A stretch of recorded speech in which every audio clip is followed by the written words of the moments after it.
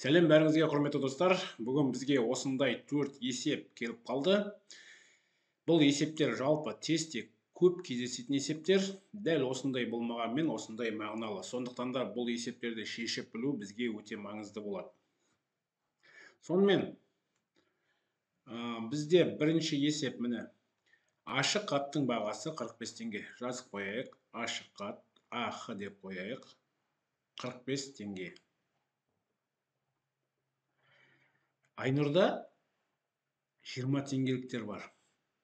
Ода қанша ақша бар екені белгісіз, бірақ ақшасының барлығы тек қана 20 теңгеліктен тұрады.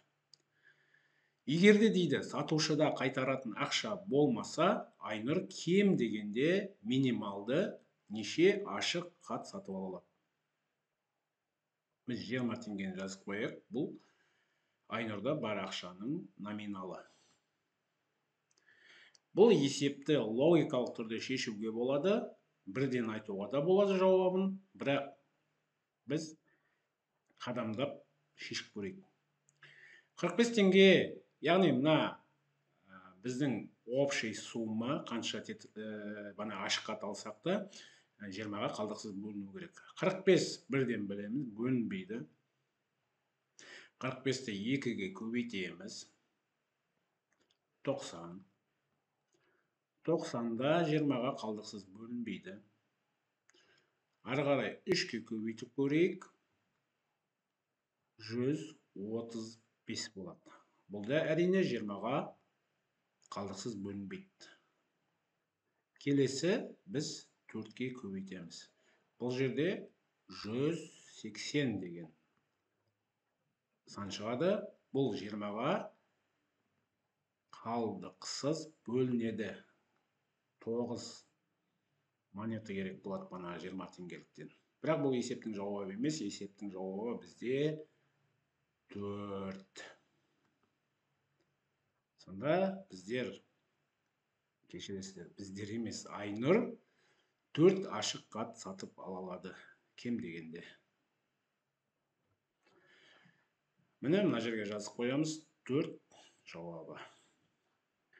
Сонымен келесі екінші есеп. Бұл енді кішкене күрделілеу. Елдостағы маркалардың жартысы және қалғанының жартысы спорттық ойын маркалары. Қалған 7 марка пошта маркалары. Елдоста барлығы неше марка бар?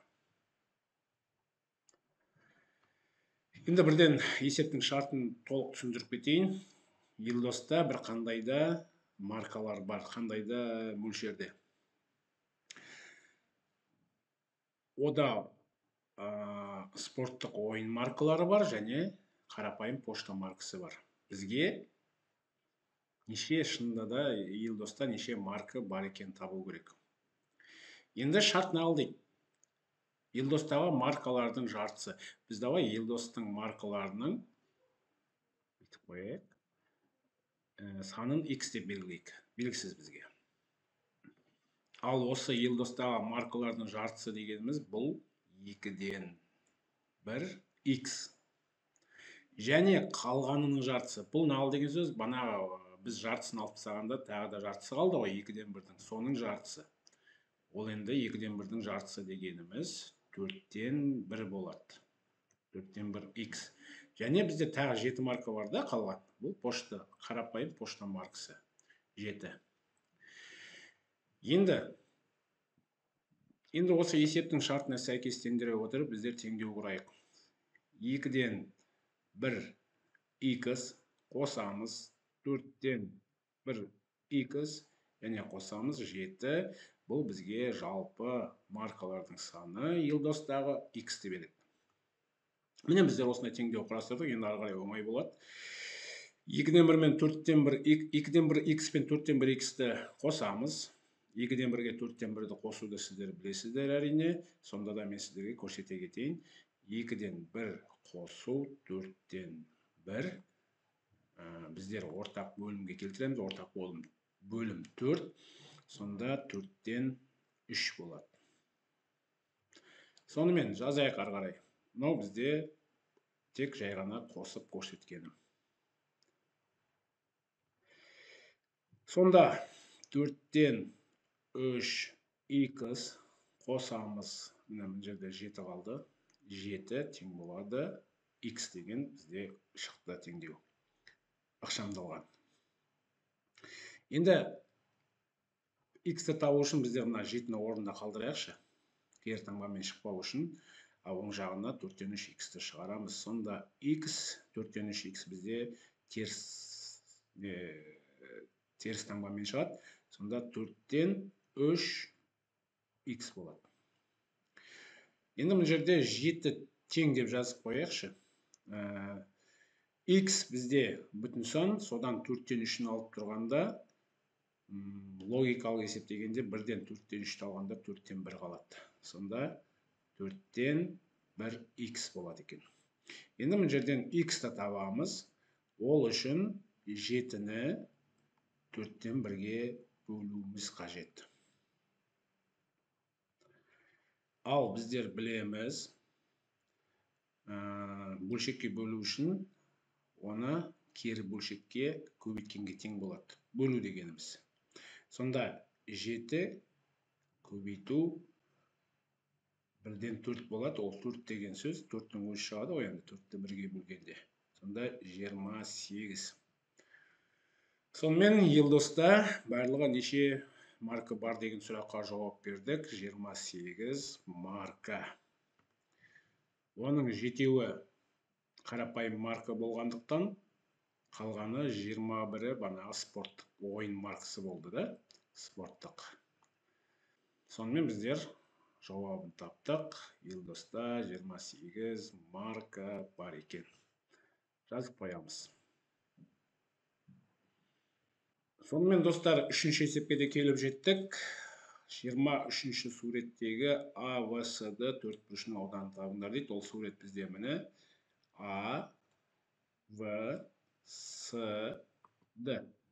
Ал осы төртбұрыш мына жерде біздер көріп тұрмыз. Міне мынандай қабырғасы бар. Мына үшбұрыш пен мына үшбұрыштың қосындысына тең. Сонда А, В, С, Д тең болады А, В, С үшбұрышы қосу АСД. Екеуін қосылса тең болады екен. Сондықтан да мына екі үшбұрыштың біздер ауданын табатын болсақ, қосындысына АСД төртбұрышының ауданын табамыз. Біздер білеміз, қандай да үшбұрыштың ауданы 2-ден 1 көбейтілген табаны мен биіктігінің ұзындығына. Яғни табаны мен биіктігінің көбейтіндісінің жартысы. Сонымен А, В-ны есептеп көрейік. Ауданының табу үшін. Табаны біздерде А-ныкі міне А-сы болады. Бұл 8 см мына жерде 2 см, қосқанда 10 см болады. Оның үшбұрыштың биіктігі дегеніміз табанына перпендикуляр болып түсетін биіктігі міне жоғарғы нүктесінен. Бұл бізде 7 см. Мына жерде сантиметрлерін жазып кету керек негізі. Сосын және оны 2-ден 1-ге көбейтеміз, жартысын аламыз. Сонда мына жерден көріп тұрғанда 70, оның жартысы 70-ті 2-ге бөлгенде 35. Бұл болады сантиметр. Ауданы болғандықтан бұл квадрат болады. Сантиметр квадрат. Түсінікті да? Енді АСД үшбұрышының ауданын табу үшін біздер мына табанды тағы да аламыз. Бұл бізде бана айттық. 8 және 2, 10 болады екен да. 10 сантиметр көбейту. Енді бұның биіктігі бұл жерде еді. Мынау болады міне. Табанына перпендикуляр түскен жоғарғы бұрышынан. Бұл жерде жоғарғы бұрышы Д болып табылады, және перпендикуляр мына табанына міне еді кесіндісі. Бұл биіктік 10 см. Сонда 10 см көбейтілген 2-ден 1. Енді бұл жерде 10-ды 10-ға көбейткенде 100 болады. 100-ді 2-ге бөлгенде 50 сантиметр квадрат. Ал енді осыдан біздер мына формула бойынша AVS'ді төртбұрышының ауданын табу үшін бағанағы AVS-нікі 35 сантиметр квадрат қосылған, AC-ді 50 сантиметр квадрат. Сонда бізде болады 85 сантиметр квадрат.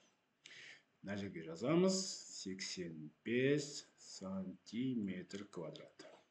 Сонымен 3 есепті шештік. Енді соңғы есеп қалды, бұл теңдеу. Бұл теңдеу. Жазып қояйық. Алымы 192 бөлеміз жақшаның ішінде 5x минус 3 және тағы минус 7, ал бөлімінде 9. Және оның тең болады 10.005-тің алымы 10.005, бөлімі де 10.005. Енді бұнаны қайтадан жазып қояйық.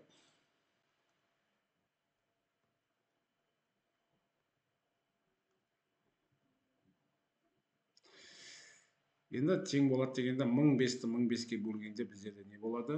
Әрине 1 болады. Енді бұл жерде логикалық қарасақ, қандай да мына белгісіз санды 9-ға бөлетін болсақ, 1 шығу керек. Біз қандай санды 9-ға бөлгенде 1 шығады? Әрине 9-ды 9-ға бөлгенде. Сонда бізде логика айтады, мына 192 бөлу 5x минус 3 минус 7 тең болады 9-ға деген осындай қарапайым теңдеу алдық. Енді бізде мынандай бөлу амалы болғандықтан бұны жеке алып аламыз. 192 5x минус 3 тең болады. Бұл жерде бізде алу ғой. 7-ні оң жағына шығарамыз. Ол теріс таңбасы оң таңбамен шығады. Теріс таңбамен тұрған сан. Бұл 9 қосу 7. Сразу орын алмас үшін бірден жазып қояйықшы 16. Сонда 192-ні бана бөлгенде 5x минус 3-ке бізде 16 шығады екен. Бізге 5x минус 3-ті жақшадан шығарамыз. Бізге осыны табу керек. Бұл бізде қандайда белгісіз бөлгішті табу үшін бөлінгішті бөлімдіге бөлеміз. Сонда 192 бөлу 16 болады. 5x минус 3 тең болады. Мына жерде былай істейікші, біздер калкулятормен бөлмей қояйық, кішкене бағаммен бөлуді еске түсірейік. 192 бөлу 16 бағаммен бөліп көрейік. 19 жетеді, 1 береміз, 16, 3 қалады, 2 түседі, сонда мына жерде 2 болады, 32, 32, 0.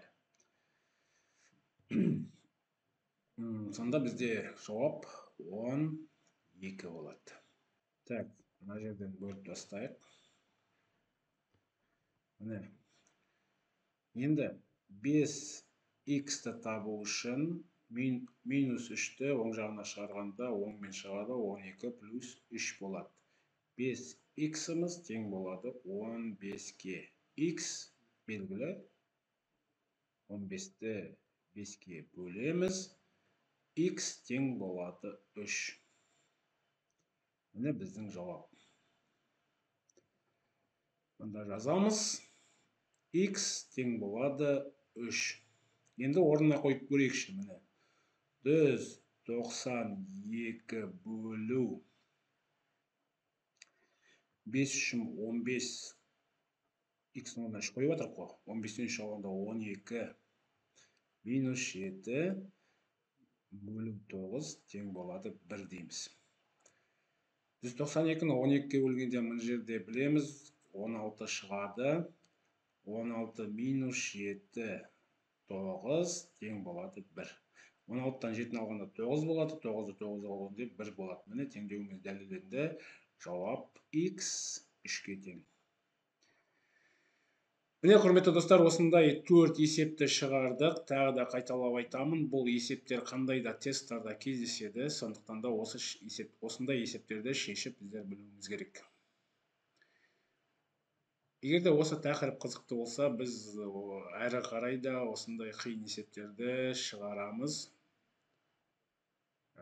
Арнамызға жазылыңдар, лайк басыңыздар, пікірлеріңізді қалдырыңыздар. Сіздерге тыңдағандарыңызға, көргендеріңізге көп рахмет айтамын. Сау болыңыздар.